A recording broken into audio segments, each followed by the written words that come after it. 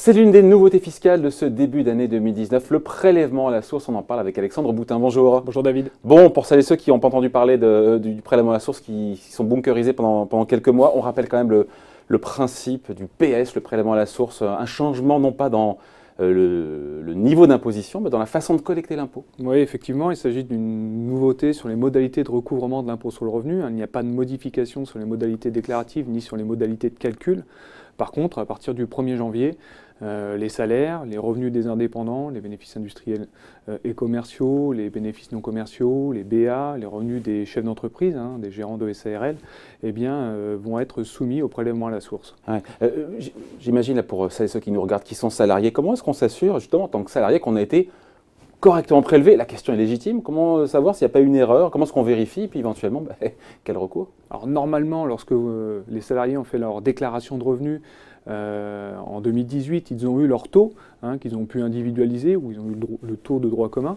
L'idée, c'est d'aller croiser en fait le taux qui va être marqué sur leur bulletin de salaire avec le taux qui a été communiqué par l'administration fiscale lors de la déclaration de revenus. Voilà. Et en cas de problème, a priori il ne devrait pas en avoir, mais s'il y en avait, en cas de bug? A priori il ne devrait pas y avoir de problème, mais en cas de difficulté, l'administration fiscale a mis à disposition le portail où on déclare ses revenus, et à partir de ce portail, on pourra réaliser les modifications.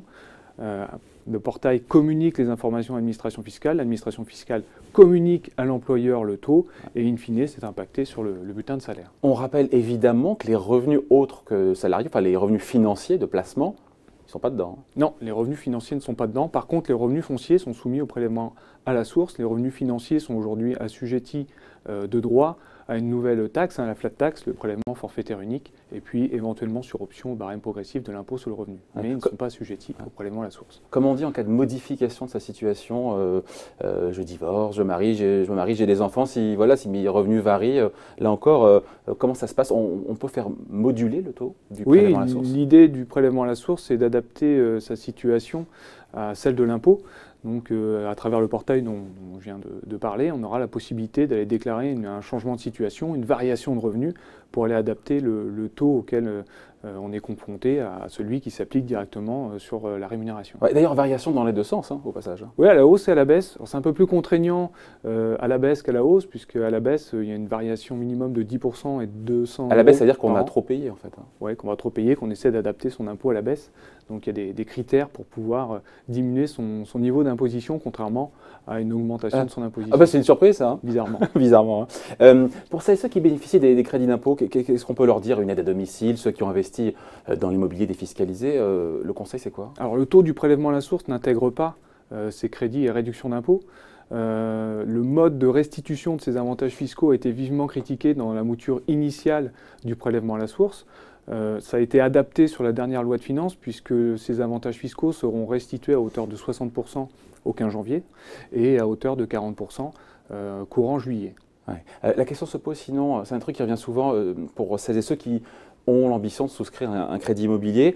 Le fait chaque mois d'avoir moins sur la fiche de paie, parce que ça ne change rien, parce qu'il faut bien payer ses impôts, ça veut dire qu'on peut emprunter moins, ou est-ce que la banque, évidemment, en tient compte?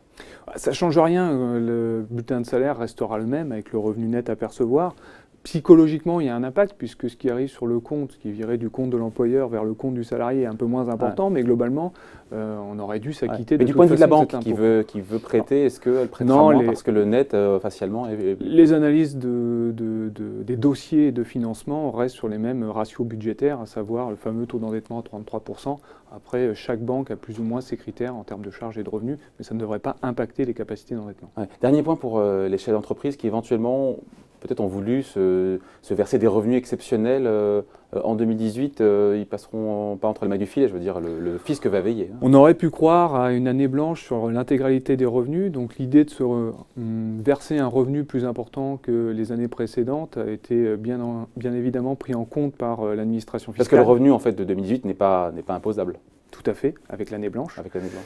Et l'idée de se verser une rémunération plus importante a été prise en considération par l'administration fiscale. Donc les revenus dits exceptionnels seront taxés au barème progressif de l'impôt sur le revenu. Ouais. Le fisc qui regardera sur plusieurs années, voir s'il n'y a pas une variation Exactement. surprenante sur l'année 2018. Merci pour ces explications, Alexandre. Merci. Au revoir.